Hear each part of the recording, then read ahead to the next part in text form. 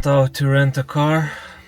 A guy doesn't speak English at all. I don't speak Portuguese. And 5 minutes later, I have a car. He gives me some papers and that's it.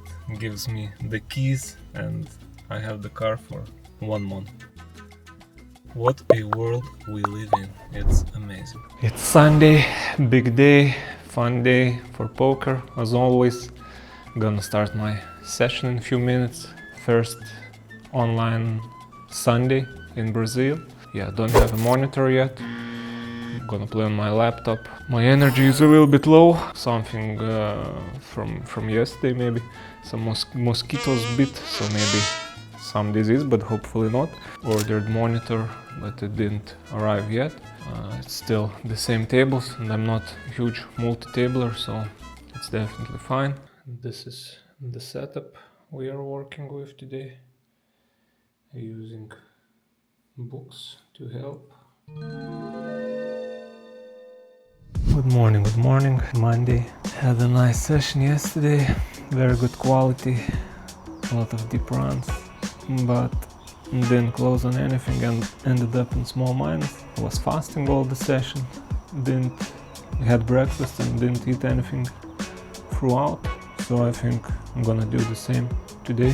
Hungry to play more, hungry to win, hungry to improve, so we're gonna use that and go ahead and play again. So that's the plan and that's what I'm gonna do. I had a very nice session yesterday, very good quality, happy about that. Here are some of the hands from yesterday and how it went. We have a $250 satellite to 12k package, 3 people left. Only first place gets the ticket, so winner takes all. I have pocket eights in the small blind, race for value, and the big blind Frank Hospitale. I believe he won Million Maker last year in WSOP. He pulls the trigger and moves all in. Justin Carey with the deuces. And Franco Spitali snaps him off with the ace-10. We have exactly 200 million chips in the middle.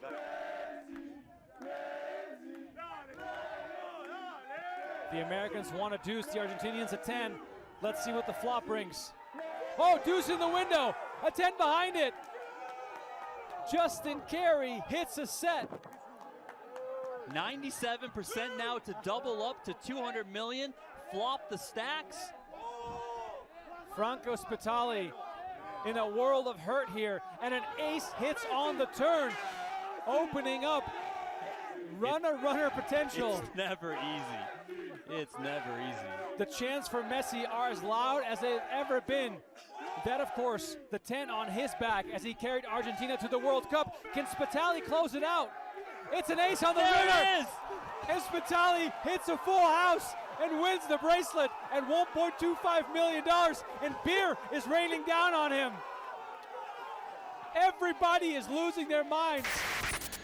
So he 3 bets, and in this situation I think no point in 4-bet shoving.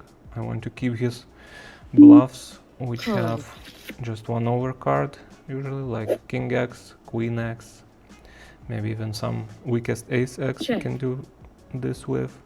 So I call. Flop is not the best one. We start with a check and see what happens. He checks back.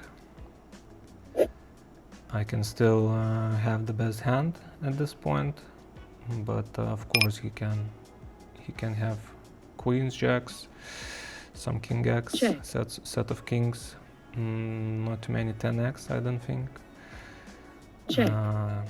After check again,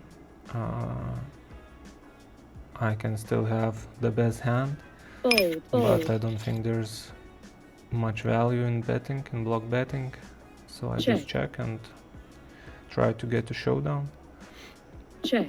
And he ends up checking back, so that was nice. And next hand he limps. I have king 7 suited, very good hand heads up, 11 big blinds.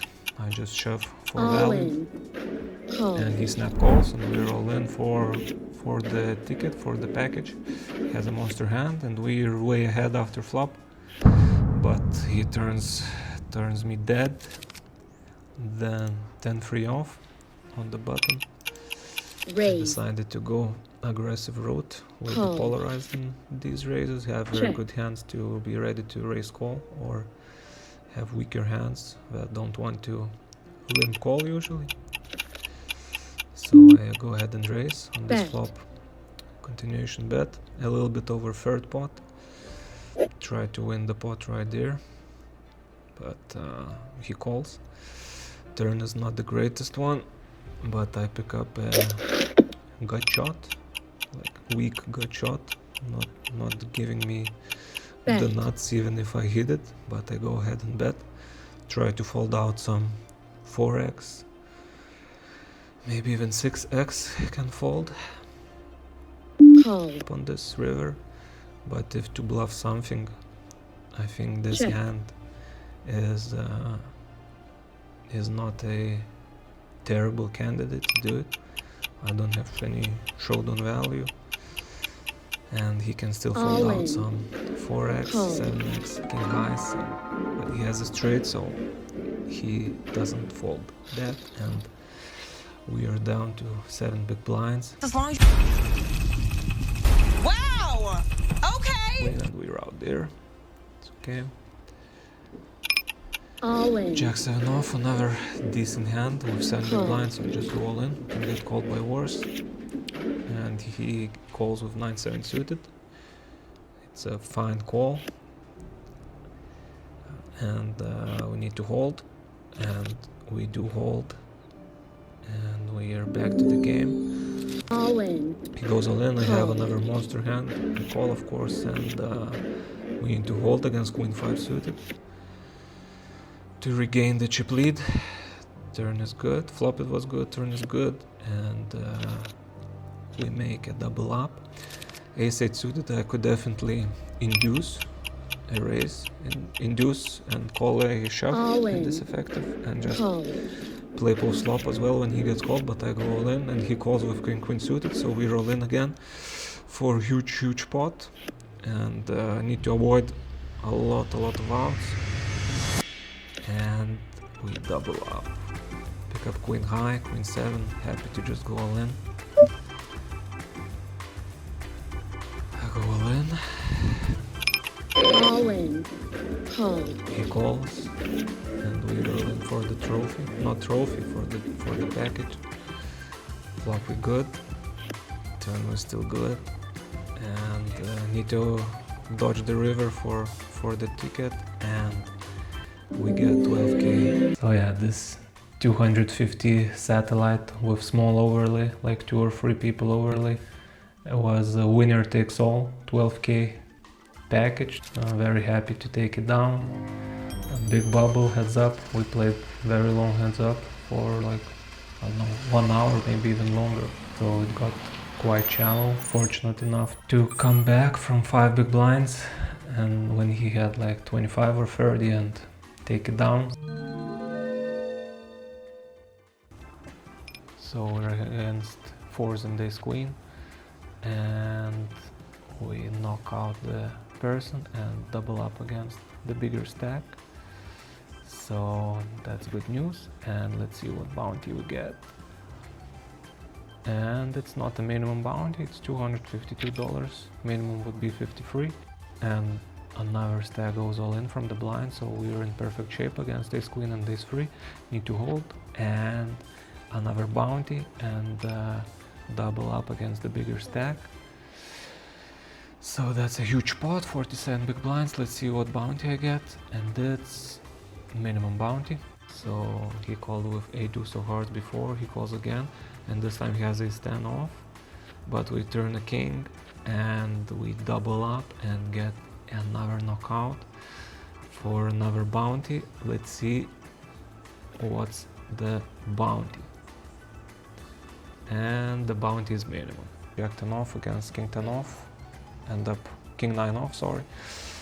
We knock him out and we get another bounty, and it's a bigger one, 757 bounty, $757 bounty, which is nice. Short stack goes all in. We should be even ahead with this hand, so that's nice. In the mystery bounty, usually coming from behind, and we need to hold, and that's what we do, and we get another bounty. Let's see what's the bounty, and looks like it's a big one, and it's the biggest bounty left, 2.8k. So we definitely take that. Happy about that. I pick up queen jack off in the hijack. I just end up shoving, and unfortunately we're against his queen, but fortunately flop is a jack, turn is a queen, and river is a 5, giving me free pair and a bounty. So this was a very big pot actually, and let's see what's the bounty, and it's 1.4k. So that was a nice bounty, nice pot. And he has pocket jack, so we are flipping. Flop is an ace, always nice. He says no way, probably seeing my 7-4 off showdowns in hands like this, but I also can have ace king, and I hit ace, I bust him, I get $250 bounty, and now I pick up ace king, big hand. I raise bigger than min raise, 2 chip leaders, big blind, and small blind is thinking about doing something. I would be happy to play for all of it with this hand, of course, and he ends up calling. So spicy call, looks like.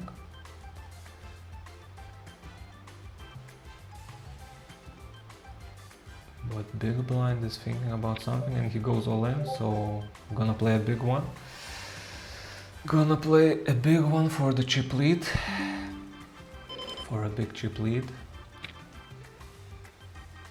Call, and we're in good shape against ace jack. Need to hold, and we do that, and now we are in commanding chip lead. Second stack has 13 blinds. We're gonna play this hand, that's for sure. Now it's decision to just shove or induce. I go for induce. He opened from 21 big blind stack from the button, so I go for 6 big blinds. I try to induce him to go all in with weaker aces. Some king queens, king jacks could do also that, because when I go all in it's tougher for him to call with weaker hands. Ace 10 could call, of course, ace 9 suited, and he goes all in. That's what we wanted. And let's see what he has. He has king jack suited, so it worked out perfectly. Need to hold now, and we win a huge one, 43 big blind spot. Free-handed after this one, big chip lead, and also bounty, $250, bigger than min, that's always nice. And he has king 4, he hits the flop, need to hit, and I hit the flush, and now we are heads up with commanding lead, 4-1 chip lead, heads up for it all. Nice looking king 6 suited in the big blind, he has 20 blinds, he 3x, I just call from the big blind, see the flop, go from there, have a second pair, which is quite strong in heads up, 8-6-3, start with a check, and he checks back, so now I expect to have best hand pretty much almost always. So yeah, I will bet for value. I bet almost 75%, tanking for a long time, and he just goes all in, so looks like I'm just ahead, and I will try to end this match.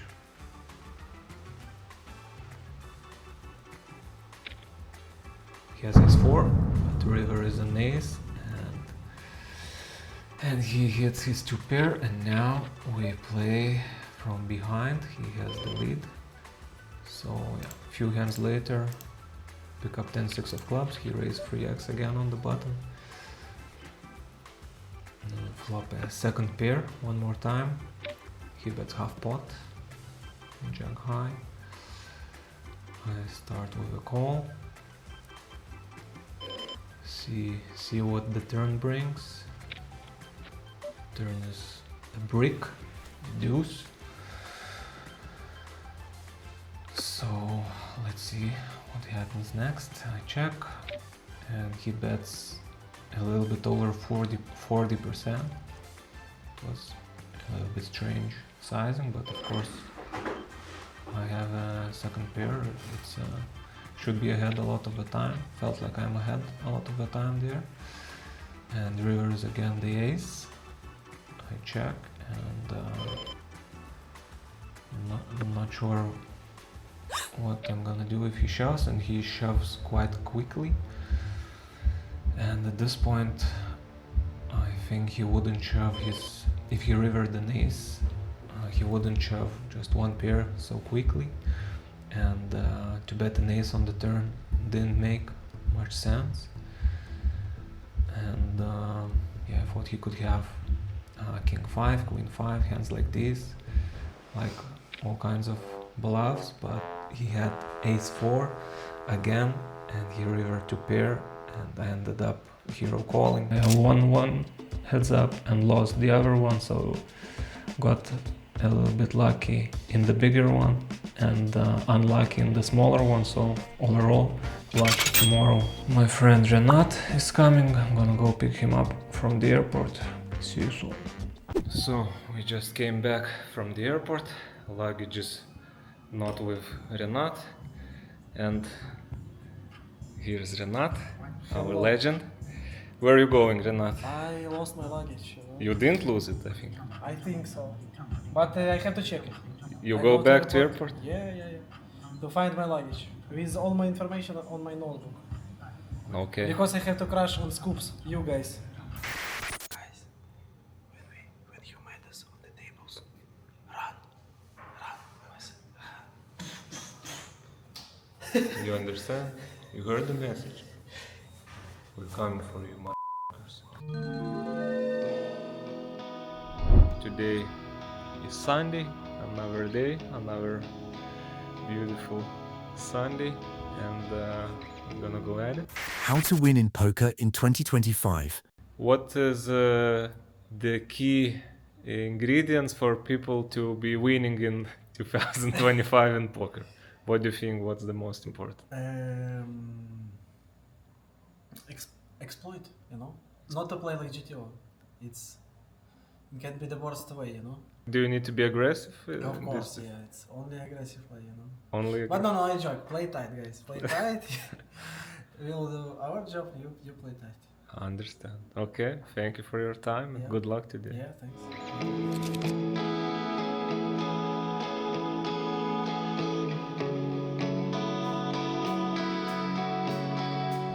Good morning.